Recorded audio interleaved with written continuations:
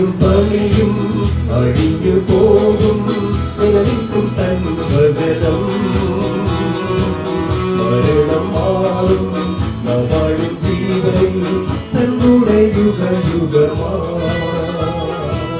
ഇനിയും പണിയും അഴിഞ്ഞു പോകും നിലനിൽക്കും തൻ വചനം.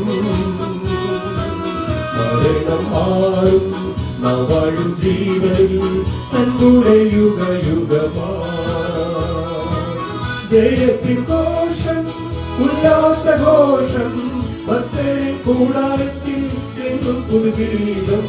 മഹത്വരാജനായി സേനയിൽ വീരനായി അഭയം താനവൻ പിന്നുവേ. മഹത്വരാജനായി സേനയിൽ വീരനായി അഭയം താനവൻ പിന്നുവേ. ദൈവനാമത്തിന് മഹത്വമുണ്ടാകട്ടെ. ഇന്നത്തെ പ്രഭാത ധ്യാനത്തിനായി 44-ാം സങ്കീർത്തനം 4-ാം വാക്യം.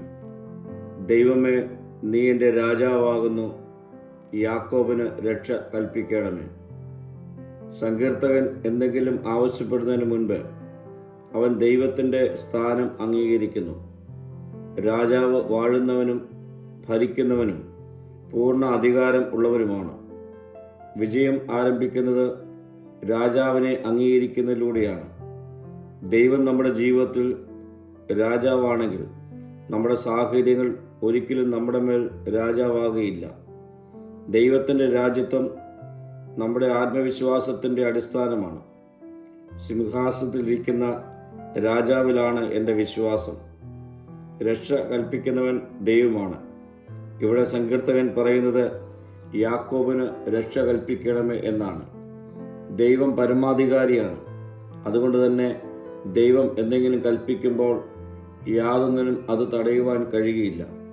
പ്രിയ സ്നേഹിതരെ, പരാജയം ഉറപ്പാണെന്ന് തോന്നുന്ന ഇടങ്ങളിൽ പോലും ദൈവത്തിന് വിജയം കൽപ്പിക്കുവാൻ കഴിയും. യാക്കോബിന് വിജയം കൽപ്പിക്കുന്ന രാജാവ് നമ്മുടെ ജീവിതത്തിൽ വിജയം കൽപ്പിക്കുന്ന രാജാവാണ്. അവൻ്റെ വാക്ക് ചക്രങ്ങളെ തകർക്കുന്നു, കുടുംബങ്ങളെ സുഖപ്പെടുത്തുന്നു, സന്തോഷം പുനഃസ്ഥാപിക്കുന്നു, വാതിലുകളെ തുറക്കുന്നു, ശത്രുവിൻ്റെ പദ്ധതികളെ തകർക്കുന്നു, വിലാപത്തെ നൃത്തമാക്കി മാറ്റുന്നു.